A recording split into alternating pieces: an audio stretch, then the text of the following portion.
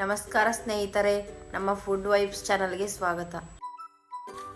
Hi friends, ನಾವಿವತ್ತು Ramanavami special ರಾಮನಿಗೆ ಪ್ರಿಯವಾದ ಕೋಸಂಬರಿ ಮತ್ತು ಮಜ್ಜಿಗೆ ಮತ್ತು ಕರ್ಬೂಜದ ಪಾನಕ ಮಾಡೋಣ. ಅದು ಹೇಗೆ ಮಾಡೋದು ನೋಡೋಣ ಬನ್ನಿ. ಕೋಸಂಬರಿ ಮಾಡ್ಕೊಳ್ಳೋಣ. ಅದಕ್ಕೆ ಹೆಸರುಬೇಳೆನ ನೆನೆಸಿ ಇಟ್ಕೊಂಡಿದ್ದೀನಿ. ಒಂದು 2 ಅವರ್ ನೆನೆಸಿಟ್ಕೊಂಡ್ರೆ ಸಾಕು. ಒಂದು 1/4 kg ಸೌತೆಕಾಯಿನ ಸಣ್ಣಕ್ಕೆ ಹೆಚ್ಚಿಟ್ಕೊಂಡಿದ್ದೀನಿ.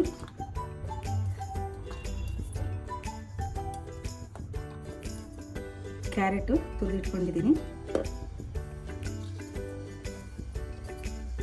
ಈರುಳ್ಳಿ ಒಂದು ಮೀಡಿಯಮ್ ಸೈಜ್ ಈರುಳ್ಳಿನ ಸಣ್ಣಕ್ಕೆ ಉದ್ದುದಕ್ಕೆ ಹೆಚ್ಚಿಟ್ಕೊಂಡಿದ್ದೀನಿ. ಹಸಿ ಕೊಬ್ಬರಿ ತುರಿದಿಟ್ಕೊಂಡಿದ್ದೀನಿ.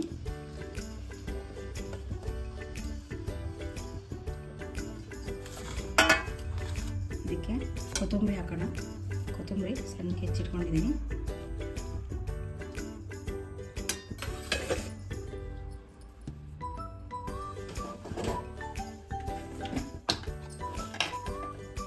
ಈಗ ರುಚಿಗೆ ತಕ್ಕಷ್ಟು ಉಪ್ಪು ಹಾಕೋಣ.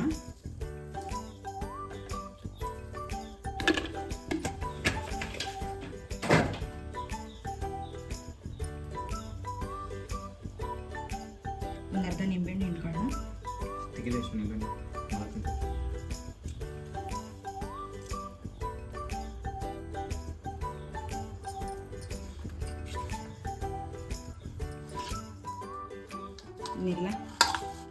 ಎಲ್ಲ ಮಿಕ್ಸ್ ಮಾಡ್ಕೊಳ್ಳೋಣ.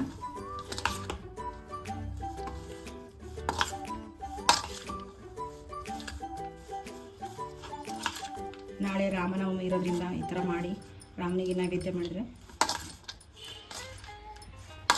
ತುಂಬ ಚೆನ್ನಾಗಿರುತ್ತೆ.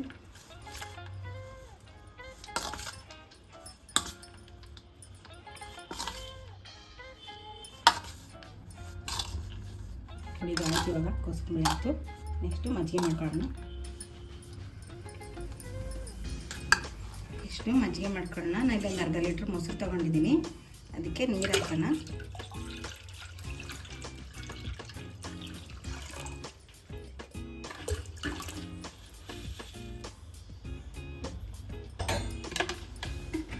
ಅದಕ್ಕೆ ಸಣ್ಣದಾಗಿ ಈರುಳ್ಳಿ ಹೆಚ್ಚಿಟ್ಕೊಂಡಿದ್ದೀನಿ. ಹಾಕೊಳ್ಳೋಣ. ಕೊತ್ತಂಬರಿ,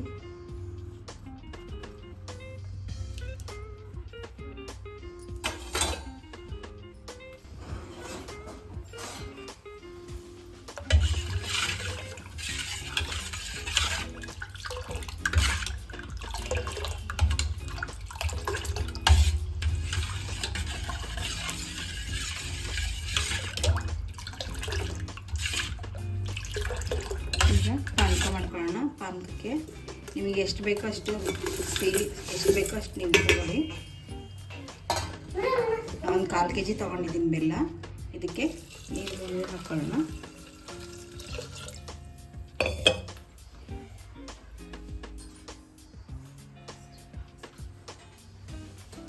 ಇದು ಬೆಲ್ಲನ ಹೀಗೆ ಕರಗಿಸ್ಕೊಳ್ಳೋಣ.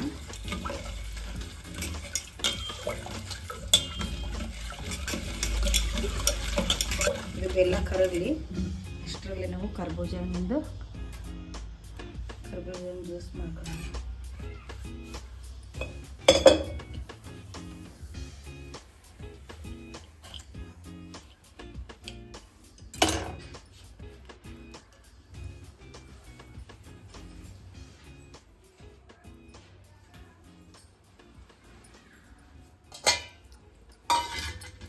ಇದ್ರೊಳಗಿನ ಬೀಜ ಎಲ್ಲ ತೆಗೆದು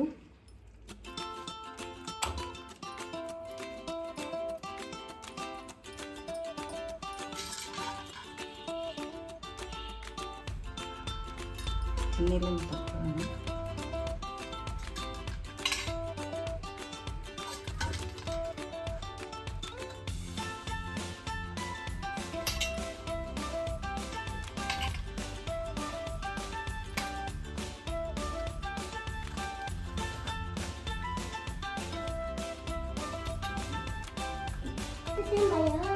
ಕರ್ಬೂಜ ಹಣ್ಣ ಮಿಕ್ಸಿ ಮಾಡ್ಕೊಳ್ಳೋಣ. ಮಿಕ್ಸಿ ಮಾಡ್ಕೊಂಡ್ರೆ ಅಂತ ಕರ್ಬೂಜ ಹಾಕೋಣ. ಇದಕ್ಕೆ ಸಣ್ಣದಾಗಿ ಈ ಥರ ಹೆಚ್ಚಿಟ್ಕೊಂಡಿರೋ ಪೀಸಸ್ ಹಾಕೋಣ ಕರ್ಬೂಜ ಹಣ್ಣಿಂದು.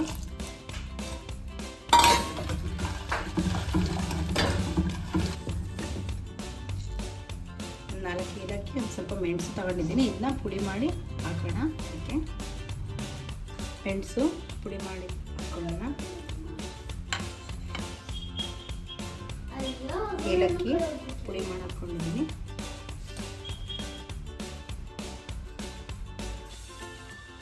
ಅದಕ್ಕೆ ಒಂದು ಅರ್ಧ ನಿಂಬೆಹಣ್ಣು ಇಟ್ಕೊಳ್ಳೋಣ.